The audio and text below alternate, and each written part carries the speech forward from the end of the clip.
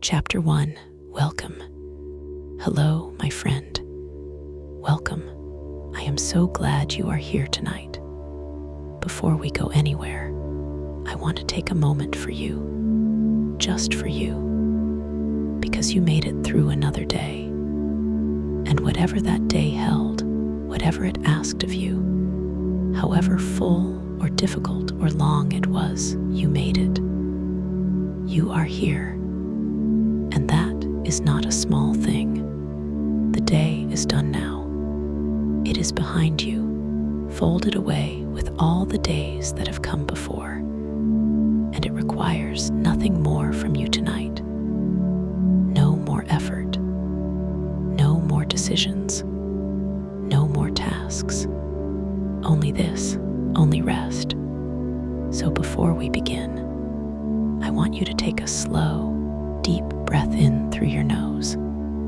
Fill the lungs from the very bottom. Feel the belly pushing gently outward, the chest rising, the whole torso filling from the base upward with something warm and clean. Hold it there, just a moment, and now release, slowly, all the way out. Feel the tension of the day beginning to leave with that breath, carried out of the body on the exhale, dissolving into the air around you. That was beautiful. Let's do that again. A slow breath in, filling, hold, and let it go. Completely. Feeling the body soften with every exhale, the shoulders dropping, the jaw loosening, the hands opening. One more time. In through the nose, a complete, generous, nourishing breath. And out. Good, you are doing so well. Now let the breath return to its own natural rhythm. You don't need to control it. Simply let it breathe you, the way it always has, faithful and effortless. Tonight, my friend, I want to take you somewhere extraordinary, somewhere that most people never go, somewhere that exists at the edge of the ordinary world, where the land is ancient, and the air is clean, and the sky above is so dark, and so clear, and so full of stars that you will feel, standing under it, that you are seeing the universe for the first time. We are going to spend the night in the desert. Not a harsh desert, not a threatening one. A quiet desert.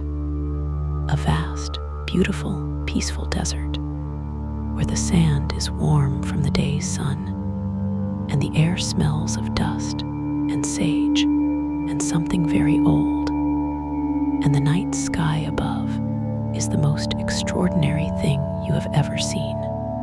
There is a fire, a small, warm fire, burning in the open air, its light warm against the dark, and you are beside it, and the stars are above, and the desert is all around, in every direction, patient and ancient, and completely still.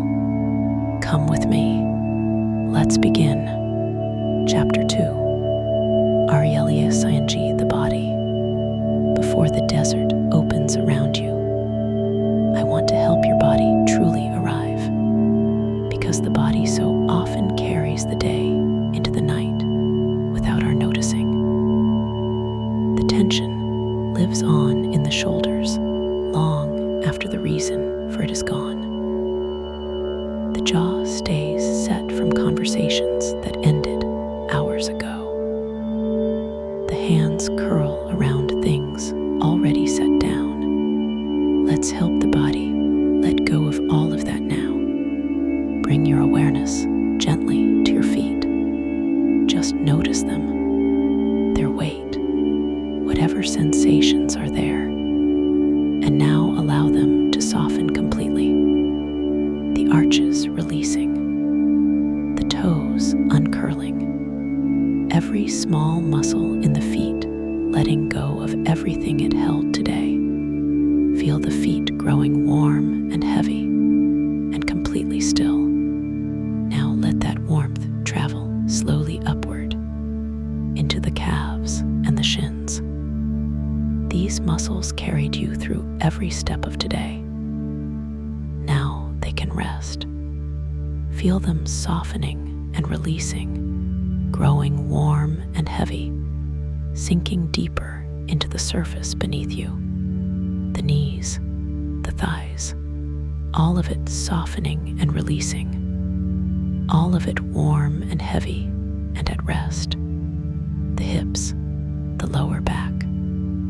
Allow whatever you have been holding here, and we hold so much here, the accumulated weight of hours of effort, to simply let go. Feel the muscles of the lower back spreading and softening and releasing.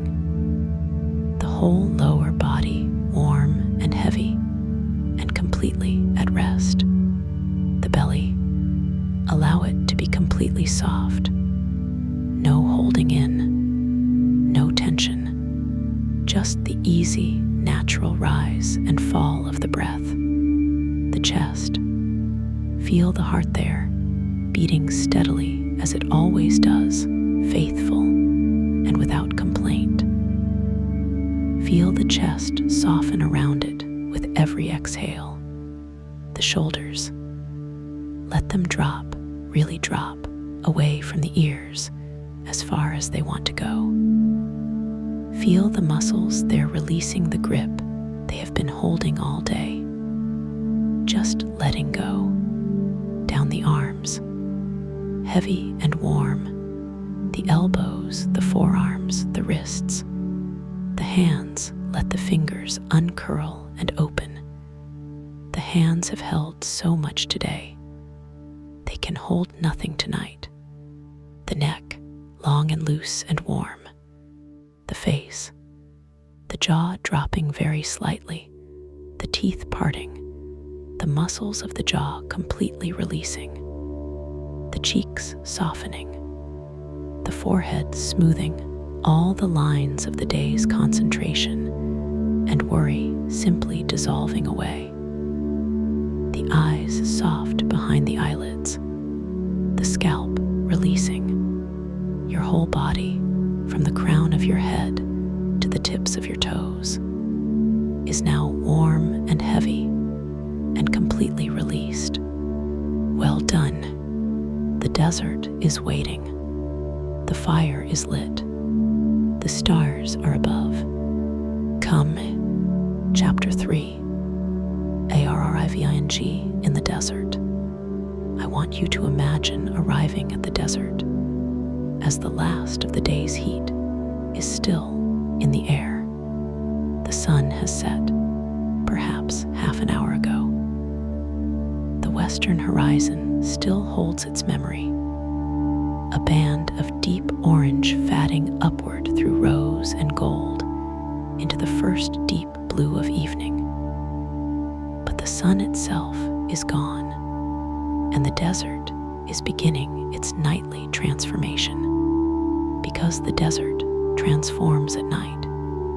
During the day, the desert belongs to the heat, the sun's absolute authority over everything, the land giving itself over to that heat completely, storing it in the sand and the rock. Every living thing in the desert managing around it, beneath it, in whatever shade exists. But at night, the desert becomes something else entirely. The heat begins to leave, without cloud cover. And there are no clouds tonight. The sky is perfectly clear from one horizon to the other. The desert loses its heat rapidly after sunset. The sand that was too hot to stand on this afternoon will be merely warm by midnight and genuinely cool before dawn. The air cools, and with the cooling, the desert opens. creatures that spent the day in burrows and under rocks begin to move.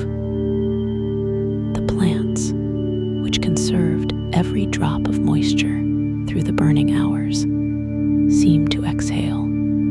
The air, which tasted of hot dust in the afternoon, now carries something cooler and cleaner, the particular smell of the desert at night, which is the smell of ancient stone and dry earth and desert sage, and the coolness itself, which has a smell, a clean mineral smell that is the smell of air that has not been breathed by many people, air that has come across a great distance of empty land.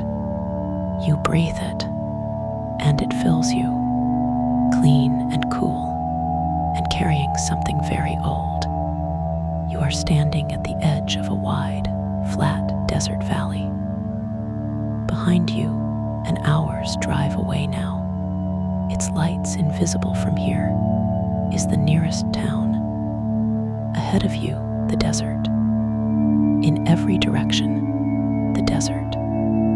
The flat, ancient, extraordinary desert, stretching to the mountains that ring the horizon on all sides, their shapes black against the darkening sky, serrated and dramatic and still.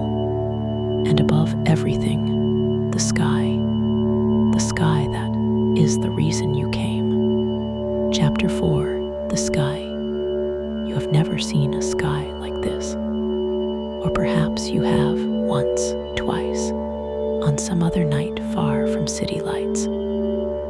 But each time is its own revelation. Each time, the mind is not quite prepared for it despite having seen it before. And the response is the same. A sharp intake of breath, a stillness, a sense of the ordinary world falling away. The stars, there are so many stars, not the handful you see from the city, the dozen or 2 dozen brightest ones that manage to push through the light pollution and assert their existence. All of them, every star visible from this latitude on this clear autumn night, all present simultaneously, filling the sky from horizon to horizon with a density of light that makes the dark between the stars seem almost incidental, almost a minor feature of a sky that is overwhelmingly, predominantly bright. The Milky Way, you can see it, the full Milky Way, not as a vague paleness, but as a distinct, complex, luminous band crossing the entire sky from south to north. Dense at its center, where the galaxy's core lies toward the constellation Sagittarius, already low in the southwest.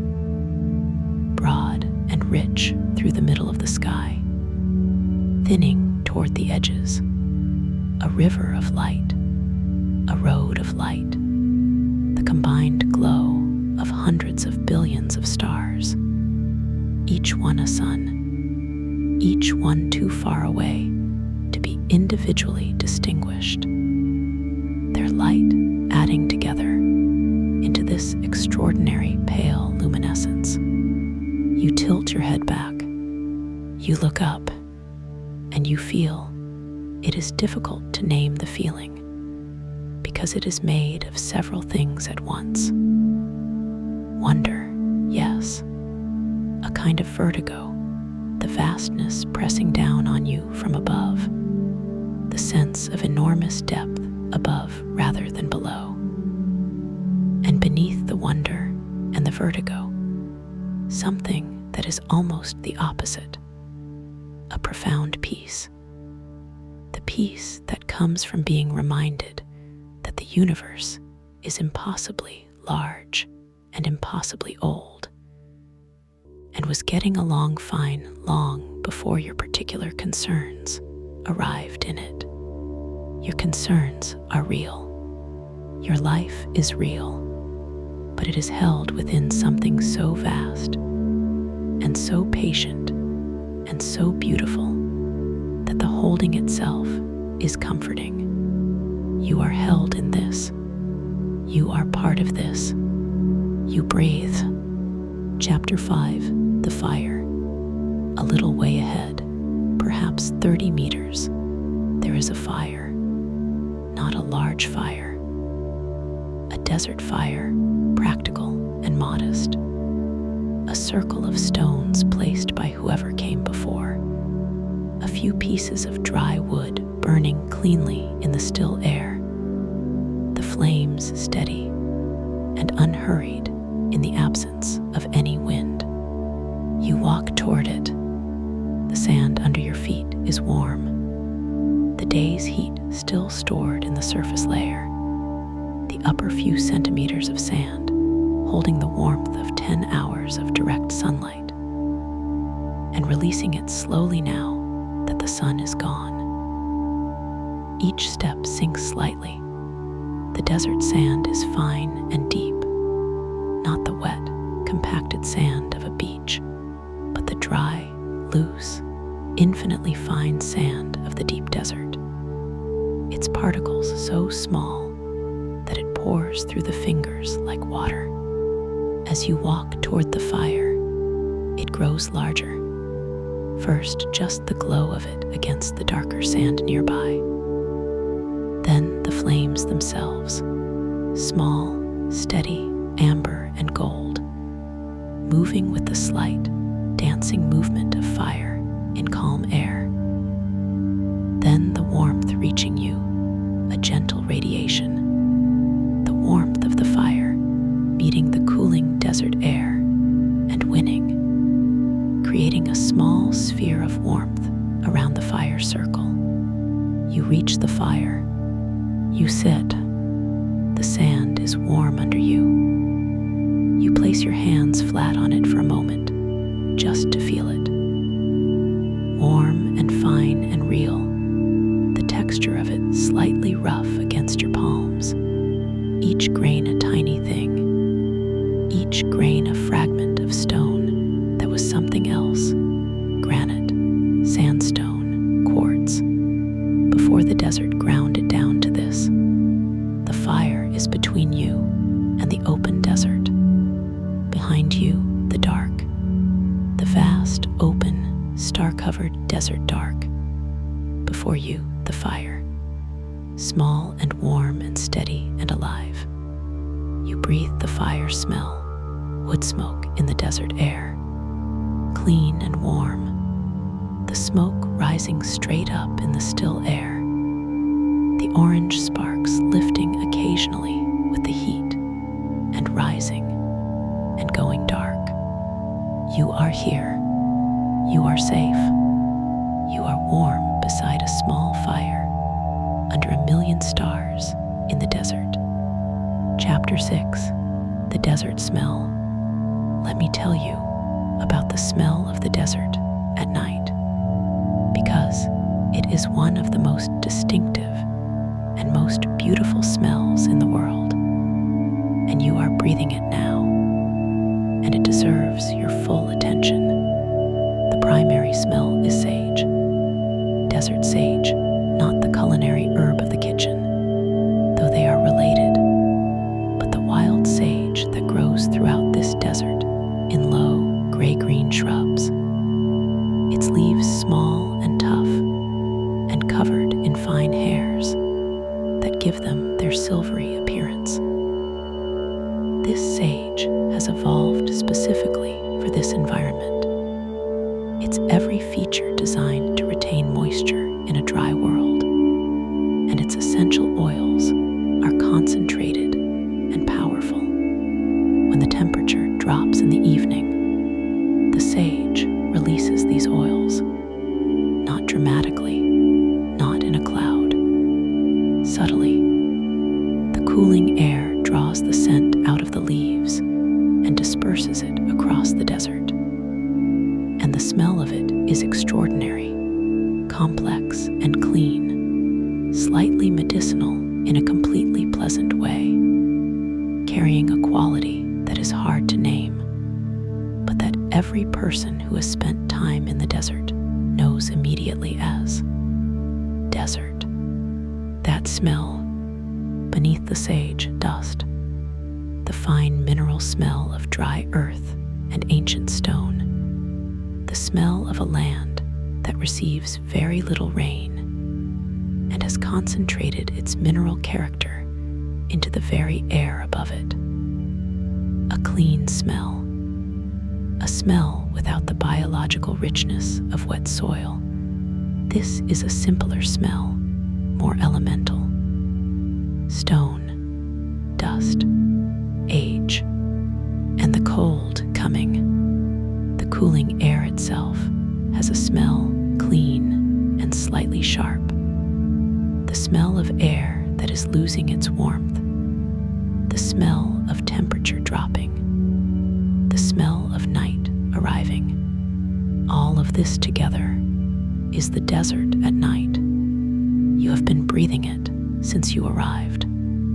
It has been doing something to you gradually, without your noticing. Slowing the breathing, opening the chest, quieting the mind. The way clean air always does, but more so here, more immediately, because this air is cleaner than most air you ever breathe. Breathe it in now, fully, the sage and the dust, and the clean, cool air of the desert night. Chapter 7, The Silence. The desert at night is the quietest place in the world. Not the quietest literally. There are places with less sound. A soundproof room, the deep of a very still lake.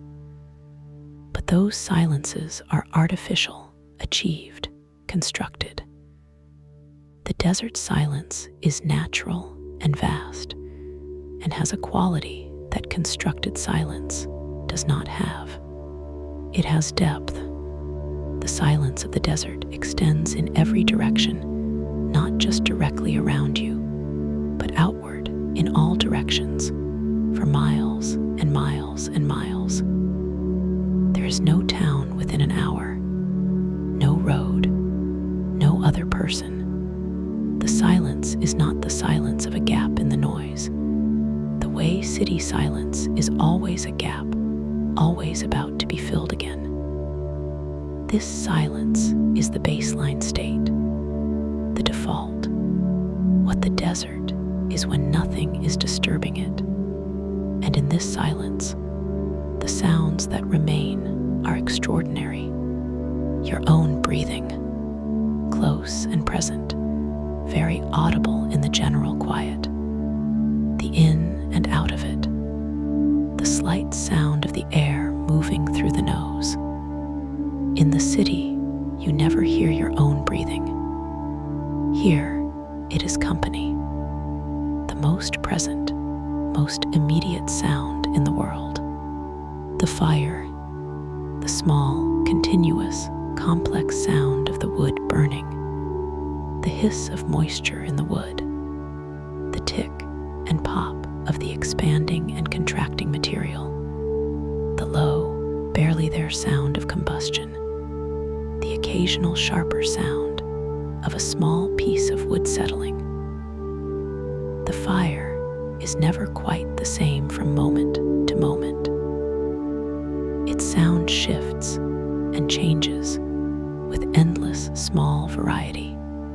And beneath everything, or perhaps it is above everything, or perhaps it is simply part of everything, a sound that is not quite a sound, the sound of the desert itself. When you sit very still and let your ears open completely, you begin to be aware of it. Not a sound you can point to or name, but a presence. The very faint, almost subaudible quality of a large open space. The acoustics of the desert, the way sound behaves in a place with no walls, no surfaces close enough to reflect it back, just the open land and the open sky. The slight, dry,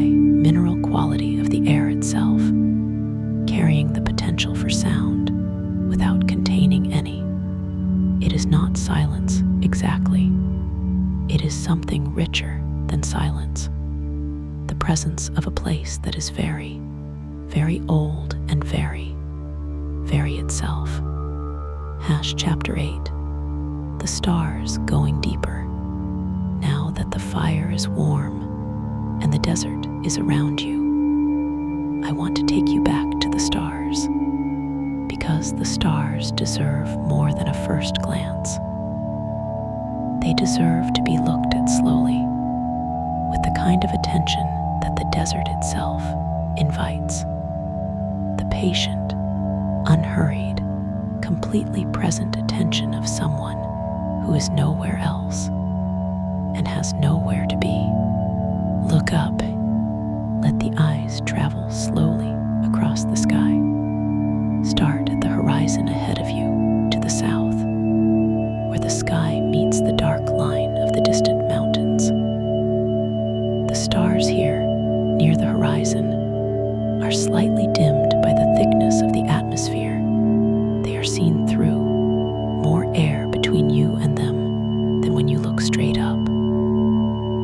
But they are there, steady and numerous, lying along the mountain profile like scattered embers. Now let the eyes move upward.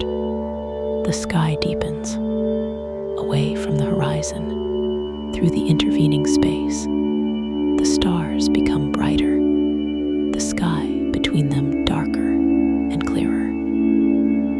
You are looking through less atmosphere now.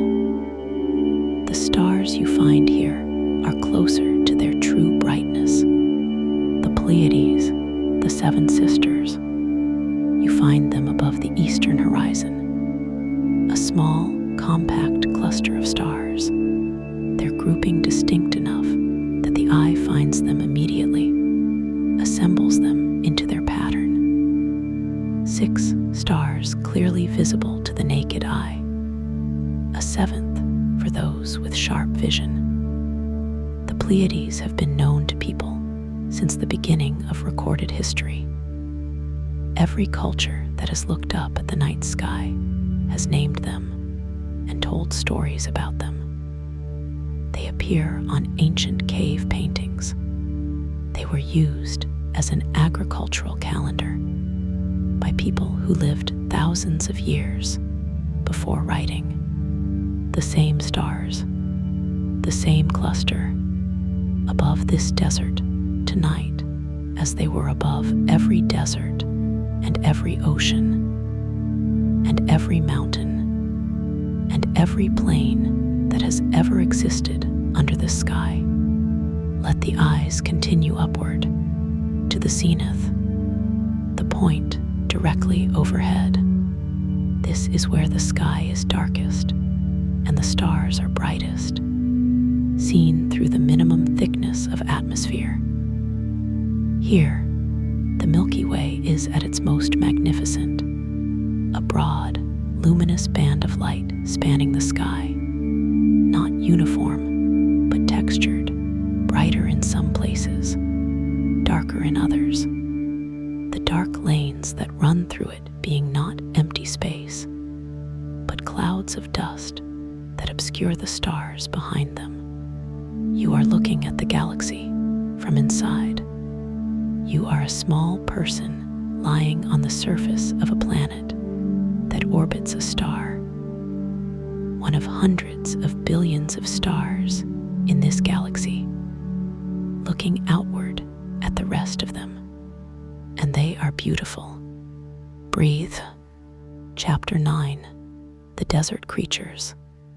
The desert is not empty. It seems empty, the vast, flat, open expanse in every direction. The absence of trees, the absence of water, the absence of the abundant visible life of wetter places. But the desert is alive, in its own way, in its own time, on its own terms. At night, especially, it is alive. The creatures of the desert are mostly nocturnal. They have evolved to avoid the lethal heat of the day, retreating into burrows under rocks, into the shade of the sparse desert plants. And at night, when the temperature drops and the air cools and the sun's authority is suspended, they come out. Somewhere in the darkness behind you, a sound, very faint, a small, dry rustling in the dead sage brush, too quiet to be threatening, too brief to be anything large. A lizard, perhaps, making its way across the desert floor on its night errand.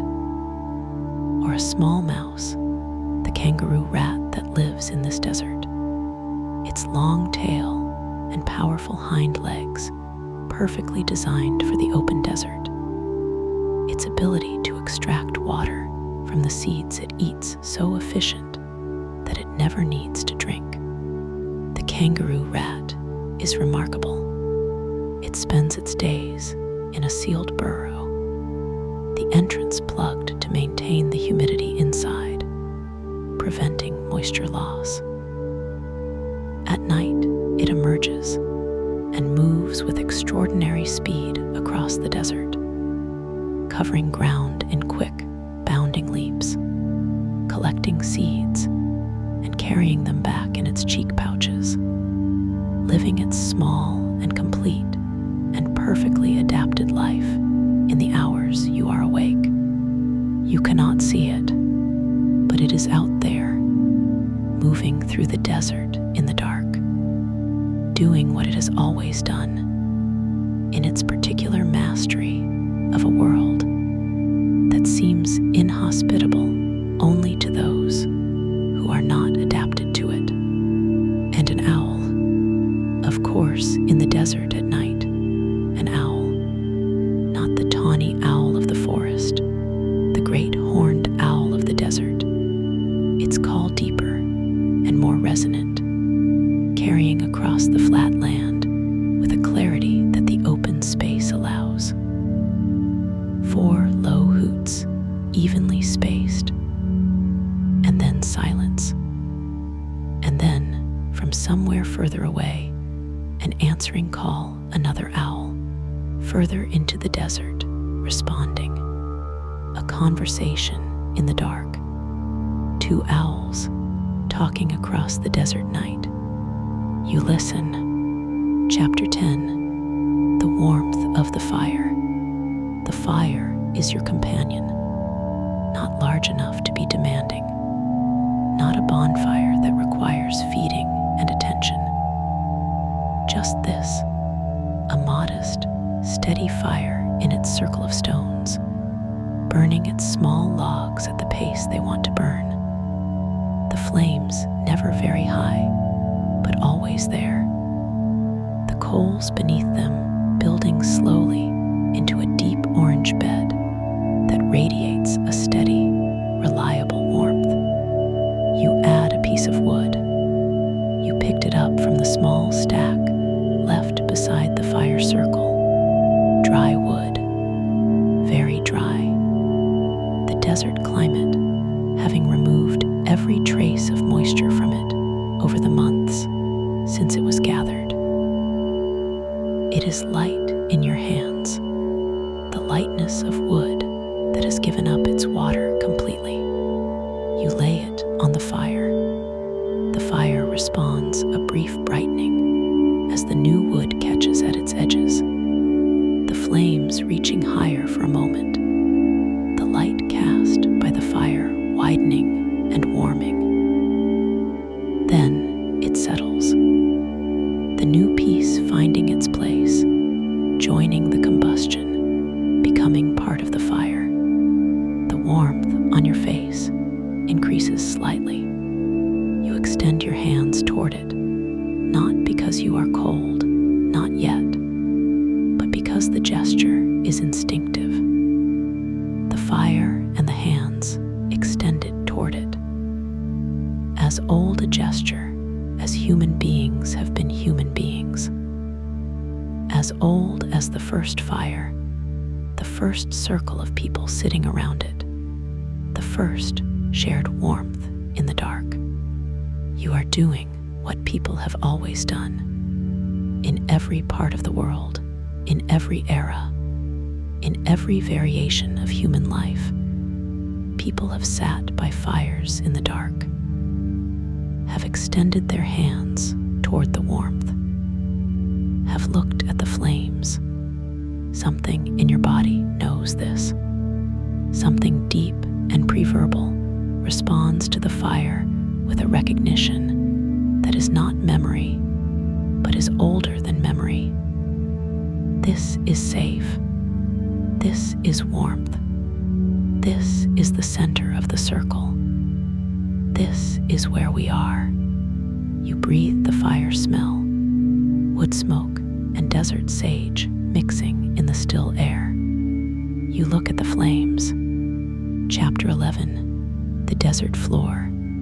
Sit with the fire for a moment and let the eyes move outward from it, across the desert floor around you. The fire's light reaches perhaps 10 meters in every direction, enough to illuminate the sand and the scattered desert plants and a few of the larger stones that break the desert's surface. The sand, close to the fire, it shows its color in the warm light, a reddish gold, the color that desert sand often is, the iron in its mineral content giving it that warmth. Further from the fire, it loses the color and becomes simply pale, gray-white, the neutral color of sand by starlight. The desert plants, at this distance, in this light, you can see a few of them clearly. The sage bushes, low and spreading, their gray-green leaves catching the fire's light on their upper surfaces. A small cactus a few meters to the left, a rounded form, its surface ridged and studded with clusters of pale spines that catch the light and hold it. A clump of dry grass, its seeds long since dispersed, its stems pale and papery, and faintly moving in the barely there night air. Each of these plants is a small triumph. Each one is the result of millions of years of evolution toward exactly this: the ability to survive in this specific, demanding, precise environment. Each spine on the cactus is a modified leaf, the reduction of surface area to the minimum possible to limit water loss. Each deep root of the sage is reaching for the water table far below, the same water that fell as rain months or years ago and has been slowly percolating down through the desert soil ever since. The desert is not hostile to life. The desert is extremely particular about which life it allows, and the life it has shaped for itself: the kangaroo rat, the great horned owl, the sage, the cactus, the lizard. All of it is perfectly, beautifully, completely at home here. This land belongs to them. You are a guest, a welcome guest, but a guest, and there is something very right about that. Chapter 12, the cooling air.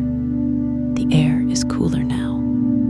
You feel it on your face and your hands, the parts of you not protected by your clothing, the parts directly exposed to the night. Not cold yet. The desert does not go fully cold until the deep of the night.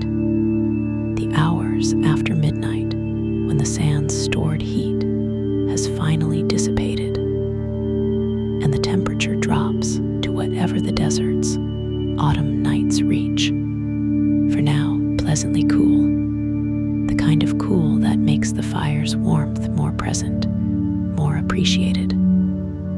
Without the cool, the fire would be just light. With the cool, it is also warmth, a genuine gift, a real comfort.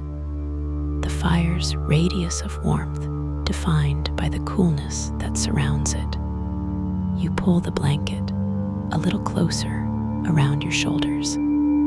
There is a blanket, of course, there is a blanket. You are a thoughtful person, and you came prepared for the desert night. A thick woolen blanket, the kind that traps air and retains warmth. Its weight around your shoulders completely satisfying.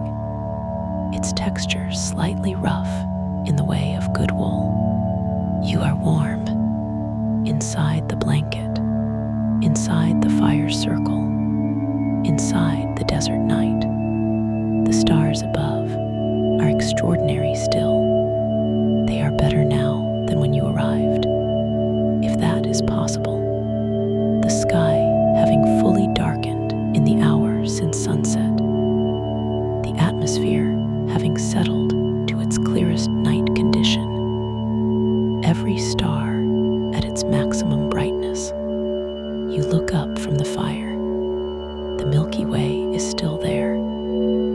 It has moved slightly since you first looked, the whole sky having rotated a little as the Earth turns, the galaxy's arm shifting its position relative to the horizon. But it is there, as brilliant as before, arching overhead. You are very small under it, and very safe, both things at once. Chapter 13. What the desert holds. The desert holds everything very quietly. This is something you begin to understand, sitting beside the fire in the dark. The desert is not dramatic about what it contains. It does not announce itself. It does not perform. It simply is, and in simply being, in its vast, ancient, completely unperforming existence, it contains more than most places you have ever been. Time, for one thing. The desert holds time differently than other landscapes. In a forest, time is measured in the lives of trees, centuries, perhaps, the oldest ones. In a city, time is measured in buildings and streets, and the accumulated layers of human habitation. In the desert, time is measured in the rock itself, in the layers of sediment that became the stone formations you can see at the horizon. Each layer a period of geological history, the whole record going back millions of years. The rock under the sand beneath you was formed in a shallow sea. This was a sea once, when the dinosaurs were alive. This desert was under warm, shallow water, its floor accumulating the sediment that would eventually, lifted by the movement of tectonic plates, exposed by the erosion of millions of years, become this desert floor. You are sitting on an ancient sea floor under 1 billion stars. This thought is not frightening. It is not even particularly surprising, in the way that facts about deep time often feel surprising when you first encounter them. Out here, in the desert, under this sky, the scale of things seems more natural, more appropriate, more like what the world actually is when you are not insulating yourself from it with the human-sized world of streets and buildings and screens. The world is very old.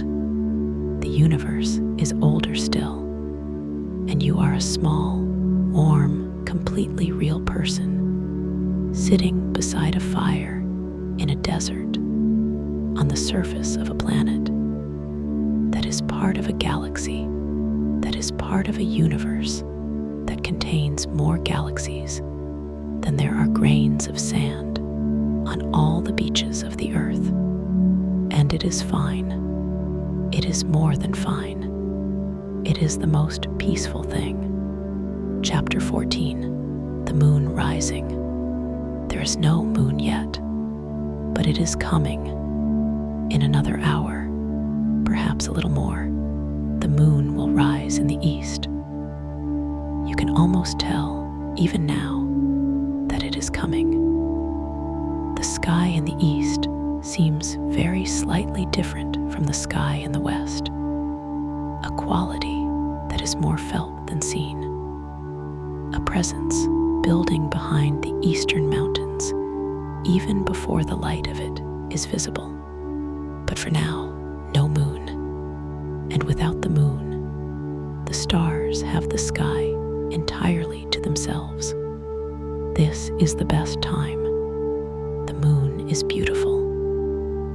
The moon, when it rises and fills the desert with its silver light, transforms everything, the sand glowing white, the shadows sharp and black, the whole desert visible in the moon's generous illumination. It is extraordinary in its way, but the moon also dims the stars. The moon's reflected sunlight, scattered across the sky, creates a luminosity that washes out the fainter stars, reduces the Milky Way to a suggestion, simplifies the sky. Right now, without the moon, the sky is everything it can be. Every star, the full depth of the Milky Way, the faintest nebulae, for those who know where to look, the Andromeda Galaxy, the most distant object visible to the naked eye, a faint smear of light in the north that is in fact the combined light of 1 trillion stars at a distance of 2.5 million light years, 2.5 million light years. The light leaving those stars 2.5 million years ago, when our ancestors were still learning to make tools from stone, arriving here tonight at your eyes. Breathe, just breathe, and look up. Chapter 15. The deep quiet of midnight. The fire has settled. The logs you added earlier are well caught now. The new wood fully integrated into the fire's body. The flames steady and lower than before. The coals beneath are deep orange red, glowing steadily. The fire's real warmth coming from them rather than the flames above. The desert around you is completely still, not a breath of wind. The air is so still that the smoke from the fire rises perfectly straight, a thin, pale vertical line against the dark sky, rising and dissipating far above without any lateral movement at all. Straight up, into the stars. You are very peaceful. You notice this, not the performed peace of someone trying to be calm. The genuine peace of someone whose body and mind have responded to this place, to the darkness and the stillness and the stars and the fire and the clean air and the deep geological unhurried time of the desert, and have arrived, almost without your noticing, at a state of real rest. The thoughts that were with you when you arrived, the concerns, the plans, the things that needed doing, and the things that had not gone well, and the things you were not sure about, are very quiet now. Or not quite quiet, but distant, as if seen from a great height, as if the desert has given them their proper perspective, which is smaller than they seemed.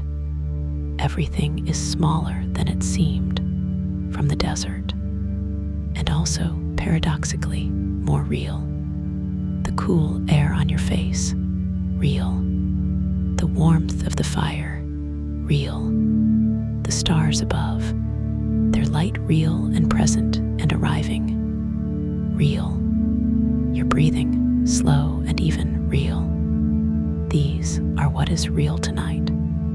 The rest is in proportion now. Chapter 16, Lying Back. You lie back.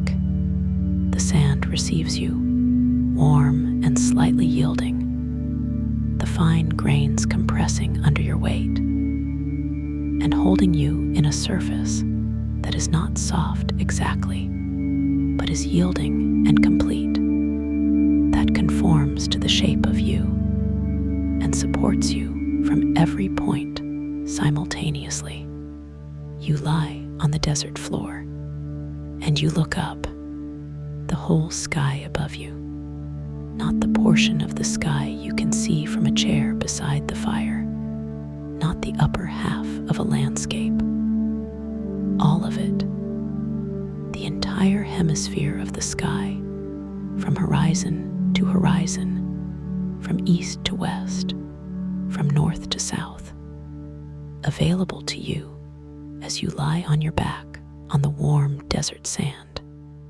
The Milky Way arches directly above you, from horizon to horizon, crossing the zenith, the full extent of it visible, its center bright and dense and extraordinary above your chest, its arms extending away to either side. You are lying inside the galaxy, looking up at it from inside.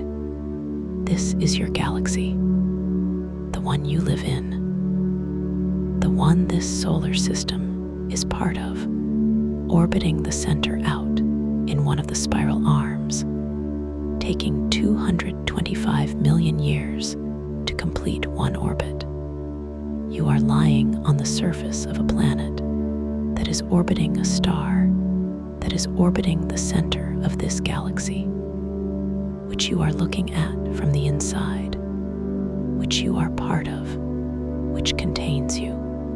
Take a moment with that, not as a thought to be processed or a fact to be stored, just as a feeling, the feeling of being inside something vast and beautiful and ancient and completely real, the feeling of being, at the same time, very small and very held, both true, both real, both present at this moment, in this desert, under this sky. Chapter 17, The Shooting Star. There, a shooting star. You see it before your mind has time to name it. A sudden bright line of light across the upper sky, beginning in the south and moving toward the west, lasting perhaps 2 seconds before fading completely. A meteoroid, a particle of rock, perhaps the size of a grain of sand, perhaps the size of a pea, entering the Earth's atmosphere at many kilometers per second, and heating the air around it to incandescence as it decelerates. The bright line you saw was not the meteoroid itself, but the glowing column of superheated air in its wake. It is gone in 2 seconds, but you will remember it. You will remember this specific shooting star for a long time. There is something about the transience of it, the brightness and the brevity, the fact that it existed and then did not, that lodges itself in the memory with a persistence that is inversely proportional to its duration. 2 seconds, a line of light, gone, and the sky resumes its stillness as if nothing happened. But something happened. A small piece of the solar system found the Earth tonight, and announced itself briefly in a line of fire across the sky of the desert. And you were here, lying on the warm sand, looking up, and you saw it. You were in the right place. You were paying attention. You received it. Chapter 18. The fire lower now. The fire is lower. Not out, not close to out. The coals are deep and rich, a broad bed of them, glowing steadily. The flames are very small now, barely there, a few inches high, blue at their bases, where the combustion is most complete, and amber at their tips. The fire in this state is its most beautiful. The showy phase, the high flames, the crackling is past.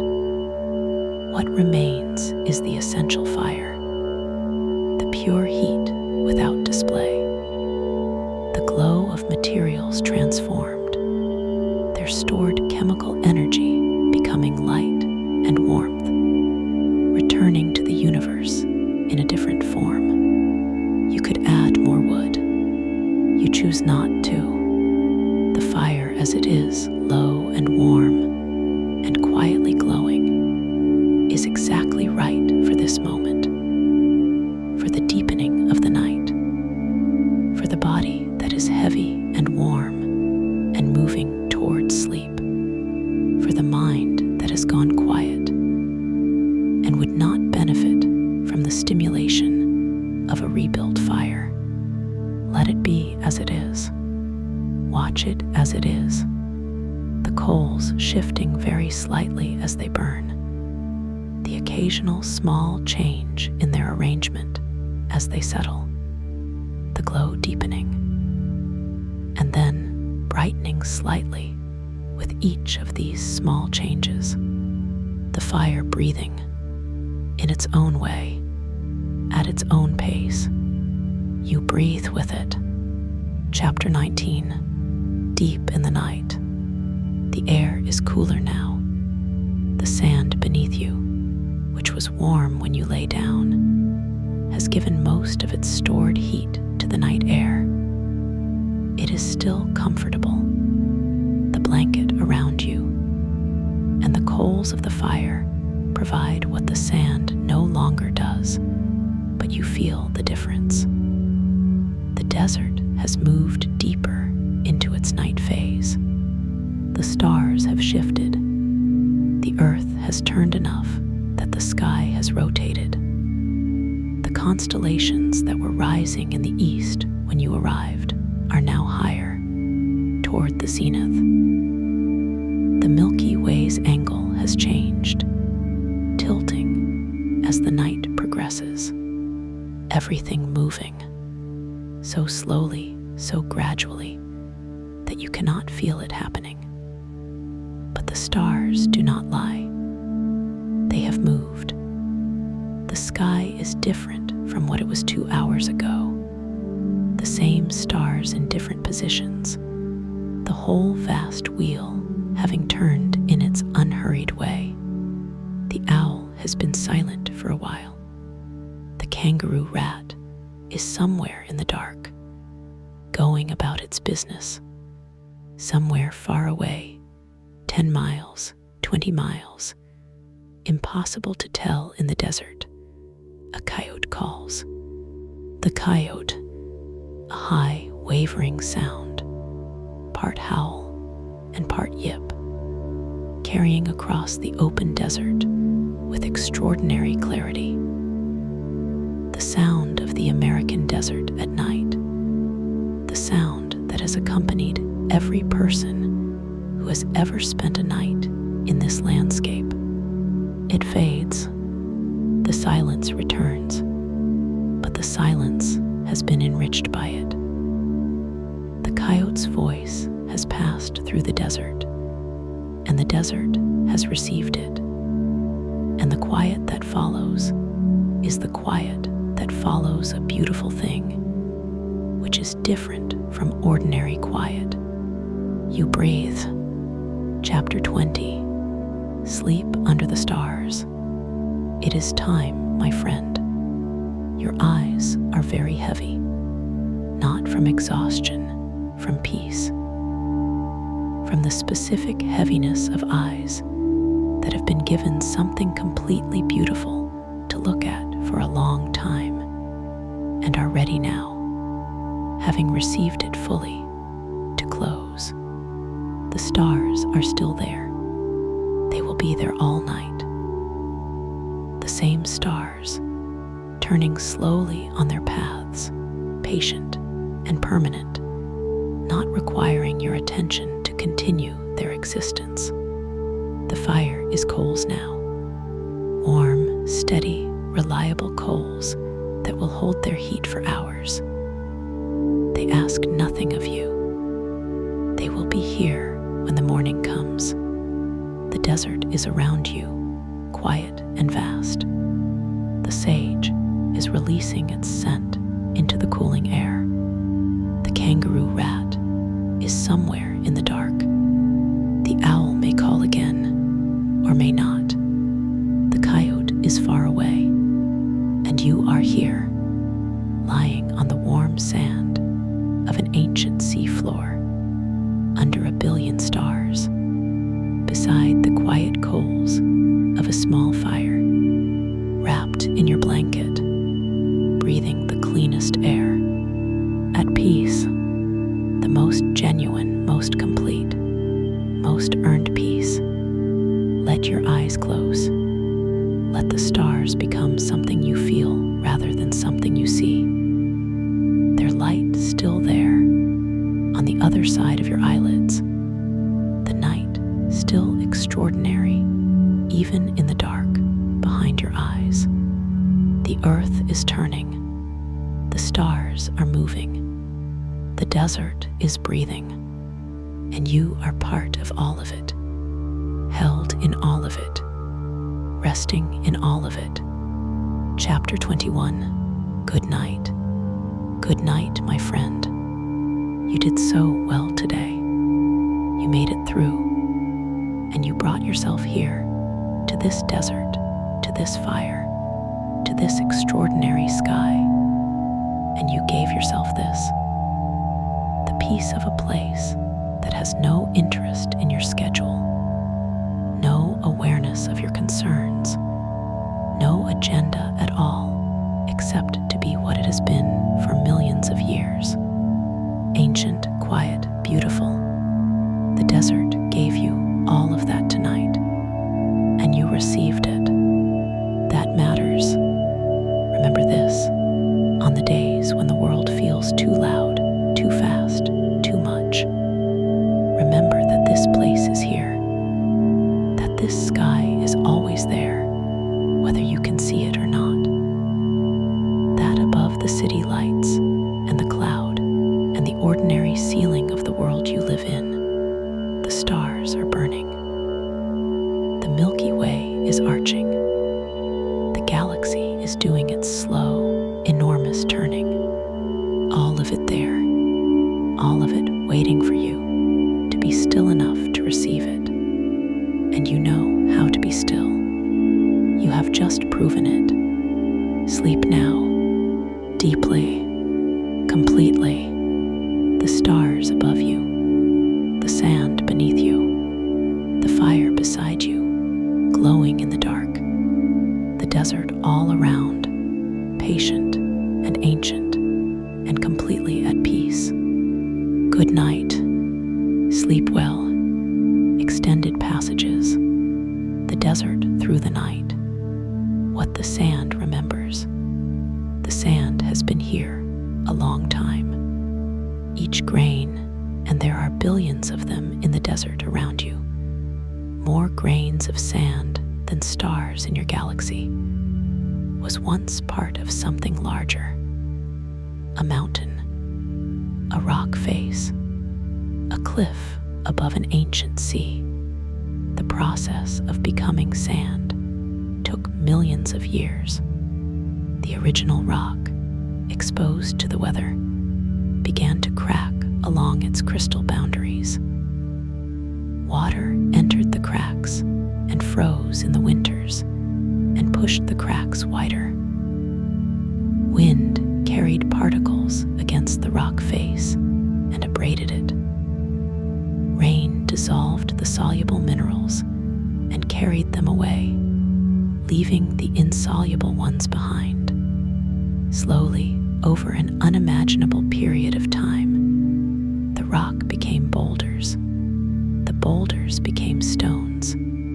The stones became gravel. The gravel became sand. And then the wind took the sand.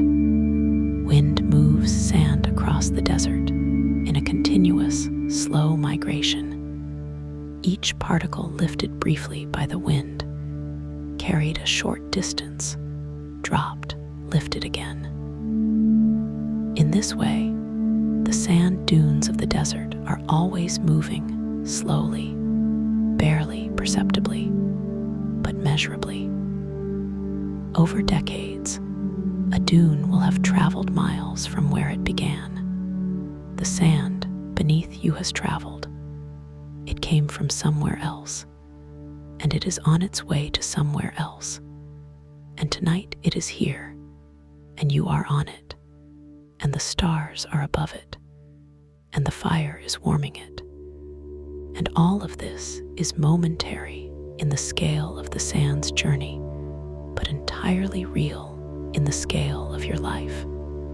A meeting, you and the sand.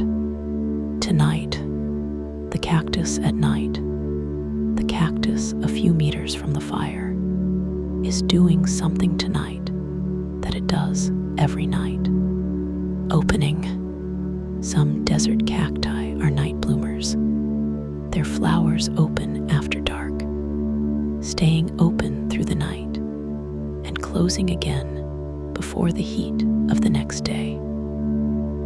They have evolved this way because their pollinators, the bats, and the moths that carry their pollen from flower to flower, are nocturnal. This particular cactus has a flower.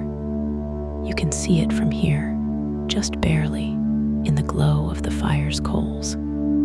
A pale shape, slightly luminous, at the top of one of the cactus's pads. White petals open wide to the dark, their surfaces catching whatever light there is, the coal's glow, the starlight, and reflecting it back. It has no one to appreciate its opening tonight. Or rather, it has the bats and the moths for which it opened. They will find it. They know this flower exists, the same way they know every flower in this desert exists. Their senses calibrated to exactly this, the finding of nectar in the dark. And it has you, who can see it, who can appreciate what it is doing, without knowing all the biology behind it, without needing to understand the evolutionary history of night-blooming cacti and their bat pollinators. Simply a white flower open in the dark.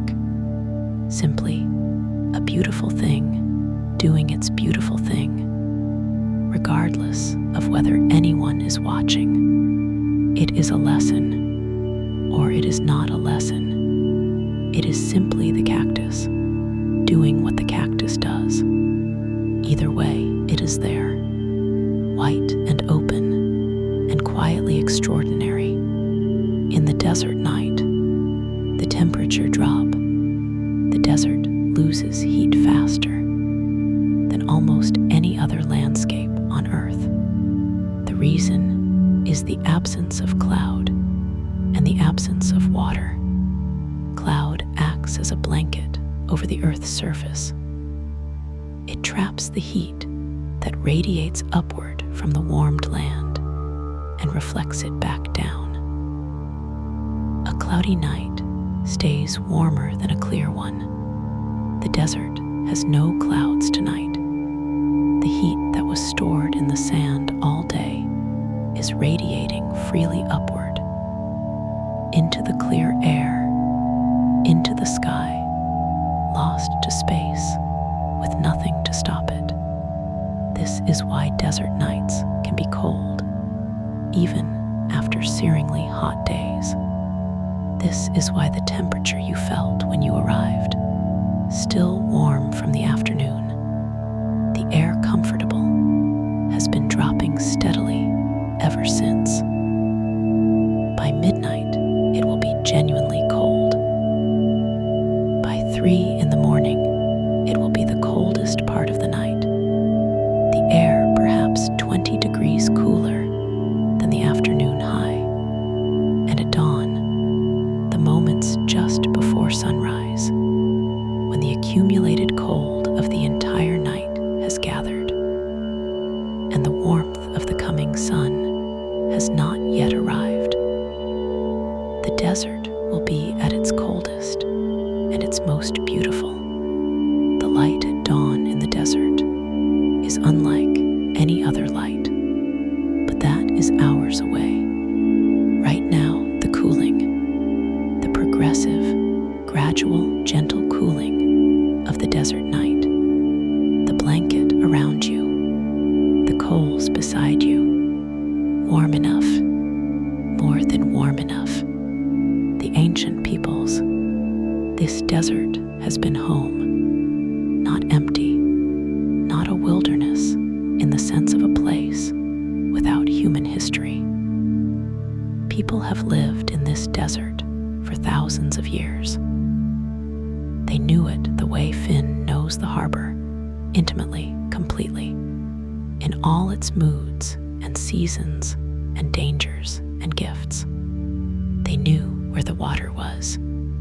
In a desert, water is everything, and those who know where it is hold knowledge more valuable than gold.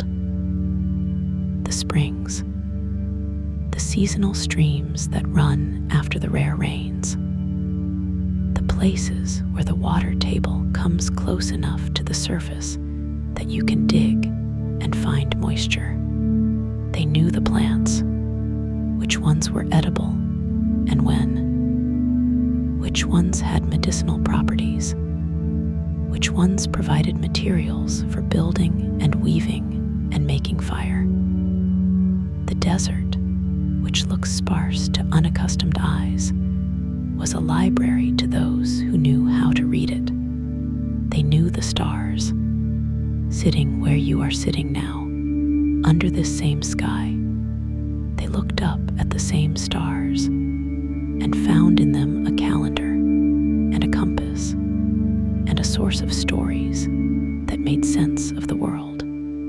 Their names are not known. Their individual lives are not recorded, but they were here, sitting beside fires on the desert floor, looking up at the Milky Way, listening to the coyote, breathing the sage-scented air, the same air you are breathing now, the same sky above both of you, the same desert.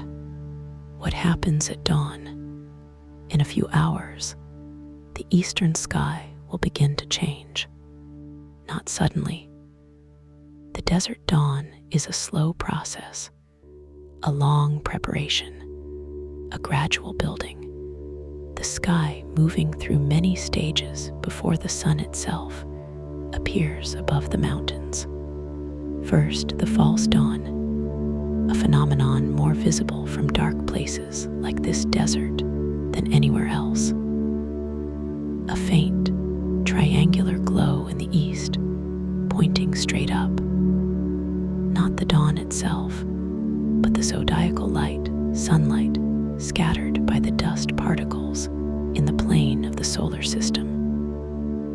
It appears for an hour or so before the real dawn, and then fades as the real light builds. Then the real lightning. The horizon to the east loses its darkness. A gradual brightening, moving from dark gray to lighter gray. The stars near the horizon fading as the sky lightens, the strongest stars hanging on the longest. Then color, the first hint of color in the east, rose and amber, and pale gold, the thin band of color at the horizon that announces the sun's coming.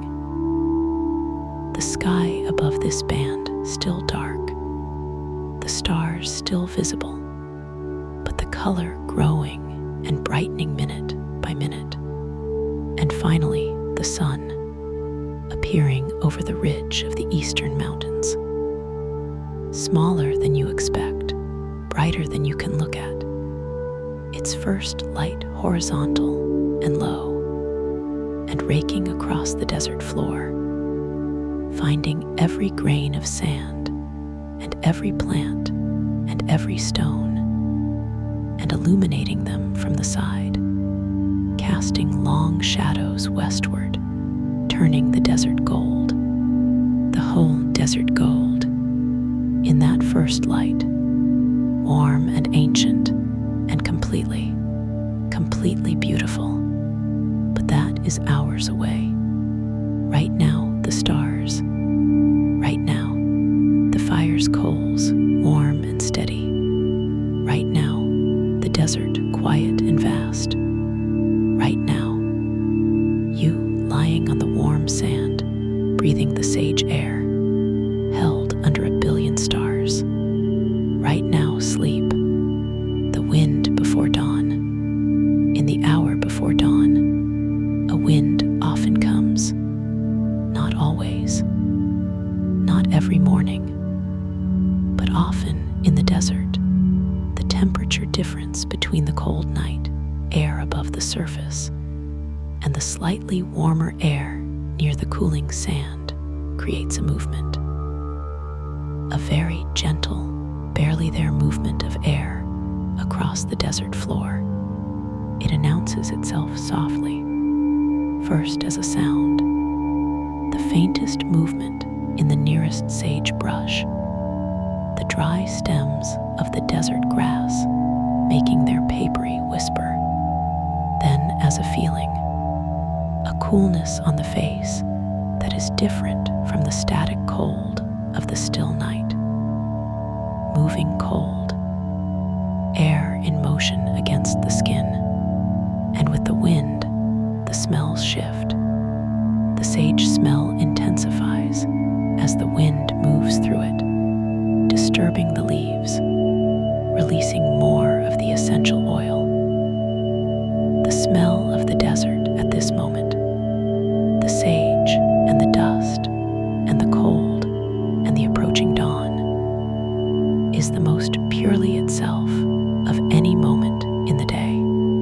The wind passes, the desert goes still again, the sage settles, the smell lingers, and then the sky to the east has the very first, barely there suggestion of what is coming. The long, slow beauty of a desert dawn. Approaching, the stars are turning. The Milky Way has shifted its position in the sky. The fire is coals, warm and steady.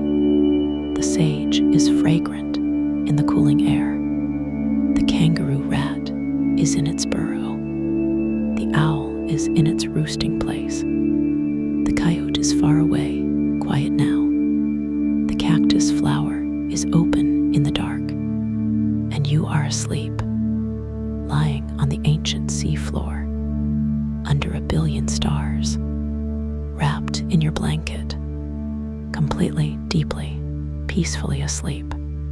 You came to the desert tonight. You gave yourself this extraordinary place. You received everything it offered.